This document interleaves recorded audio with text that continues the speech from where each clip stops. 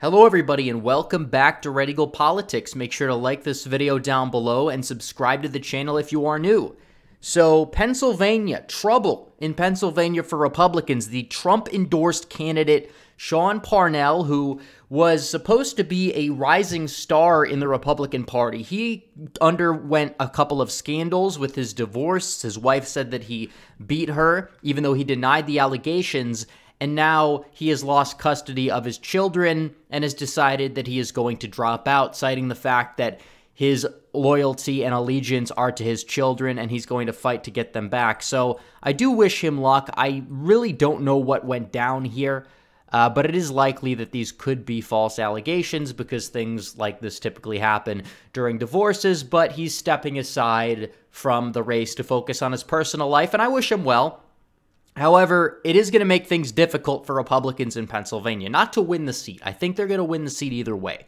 But the problem is we want a good candidate. We don't want to put up somebody who is going to go out there and act like Toomey. I mean, pretty much anybody is an improvement from Toomey, even the more rhinos that are in the race or the establishment choices, but that's not good enough. We can't just say, we got to be a little bit better than Toomey. No, Pennsylvania's a Trumpian state, whether you like it or not. It is a very blue-collar state. It is a state that is probably close to 60% non-college educated white or so. And many of the rural parts of Pennsylvania have a lot in common with the Deep South. And even some of the suburban areas and smaller metro areas are trending more toward the right. Obviously, that may not be the case in a place like Chester County, but in places like Bucks County, Pennsylvania, and you can look at the map here, and a lot of the Pittsburgh suburbs, this does seem to be the case, and you need somebody that can continue the realignment in northeastern Pennsylvania. That's how Pennsylvania is going to become and stay a red state. We don't want to put up these candidates who might win in a midterm year by a couple of points and then probably never win again. That seems to be the issue. Republicans fall into this trap, and we know a red wave is coming, but we got to get the right candidate, and we know this, and we look at the elections that happened this year statewide. Republicans did very well. They won 2 statewide amendments by several points to restrict Governor Wolf's powers. You saw them win 2 Supreme Court judge positions, and you see this here with Kevin Brobson. He won by 3, but Megan Sullivan won by close to 10. So already, Republicans have a clear opportunity to build on this. I mean, this was a state that was supremely close. Trump against Biden, the Pennsylvania man. They said he was the 3rd senator from Pennsylvania. And it was very, very close, and we know this. But I think that this state is going to flip Republican for good 2024 and beyond, because this is not Scranton Joe anymore. It's not. They could do everything they can to help him, but it's not going to make a difference, and we know this. But Parnell is dropping out, and where do we go from here is the question, because who is going to be the nominee now? Because we just have so much that we don't know, and like I said, I think that either way, Republicans are going to win this seat, but they need to find the right candidate. So let's look at the candidates that have declared so far, and let's rate them. And also, we have to talk about potential candidates as well. So David Zhu, I don't know anything about this guy. Everett Stern, don't really know too much about him either, but he's sort of a perennial candidate slash businessman. You have another perennial candidate. They're likely not going anywhere.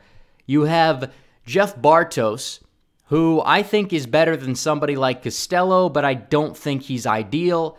You have Kathy Barnett, who's kind of like a Q boomer, which I don't know how that would play well electorally, and she seems to only be running like a classic style, look at my identity campaign in a statewide election in Pennsylvania. It's not going to really work out too well, in my opinion. So Sean Gale, I've heard really good things about this guy, Sean Gale. Now, I don't know if he's going to be the nominee, and he has very low name ID, but if he does get his name out there, he could really be a contender. Also, Carla Sands, a lot of people are saying Sands is the next candidate, the former ambassador to Denmark under the Trump administration. However, I mean, it seems like a lot of the people that are propping up Carla Sands, not all, but a lot of those people seem to be a part of the Electa Bros basement caucus type of people on Twitter. And they honestly should be disregarded at large, and we know this. But beyond that point, we have other candidates. Costello is the Toomey replacement type. He'll be very, very similar to Toomey, maybe slightly less awful, but still not good and not sufficient for Pennsylvania. David McCormick is a Ivanka friend that they're trying to get Trump to endorse, but at the same time, he is just simply a fiscal conservative type, establishmentarian, probably socially moderate to liberal.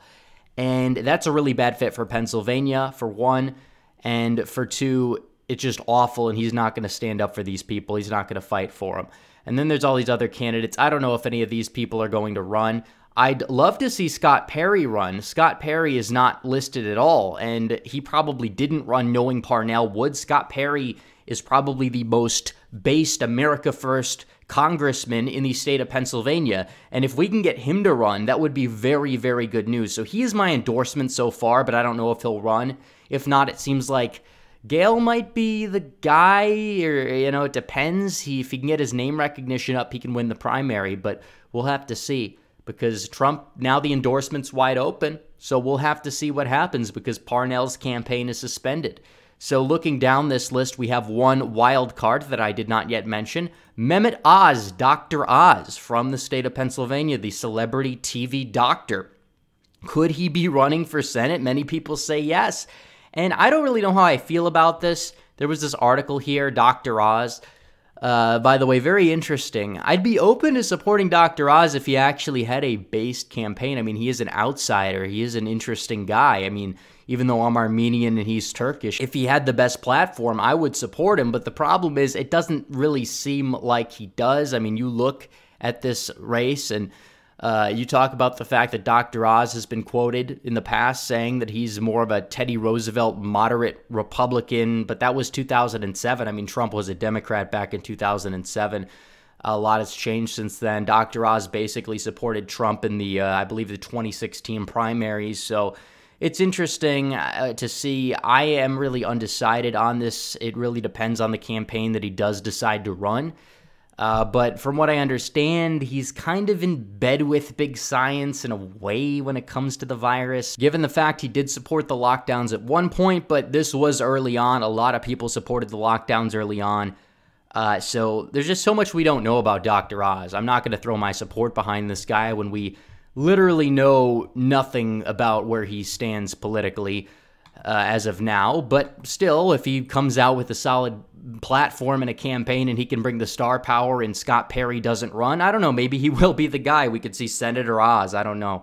But we are a long way away from that. But I will say that either way, this seat is likely going to go red. Parnell was a solid choice, solid candidate, but now that he's dropped out, you have two frontrunners on the Dem side. Connor Lamb, who's a fake moderate, wanted to nuke the filibuster and will de-energize a lot of the far left base. And then you have John Fetterman, who will turn off suburbanites, and he's like this working class LARPer dude because he's like 6'9" or whatever, and he kind of has a cool aesthetic to him, but at the same time, he's super far left, and he's like, oh, Trump's a fascist, his voters are fascists, he supports the Democratic Socialists of America. So honestly, I don't think the Democrats are really going to win this. I think Fetterman's overrated. As I said in my Senate prediction video, I think Connor Lamb is also overrated. I think both of them would go down. Even if, somebody with low name recognition gets the Trump endorsement and gets the name ID in order to win. But we still have a long way to go. Parnell was up in the polling, and it seems like replacing him will be a tough task, but I think it can be done. We'll see who runs. Would it be Dr. Oz? I don't know. I mean, the guy's past is a little shaky, but at the same time, he might be solid if he can run a good campaign and actually takes the right stances on issues. Other than that, I think Sean Gale's interesting. I'm not ready to make an endorsement, but I really want Scott Perry to run and be the guy because he's all around the best candidate, and he'll win, by the way. He will win if he gets the nomination, especially in this environment. So anyways, guys, thanks for watching this video. Please like this video down below, comment down below, and subscribe to the channel. Hit the bell for notifications so you never miss another video. Follow me on social media. The links are all in the description below. As always, guys, thanks for watching. Red Eagle, out.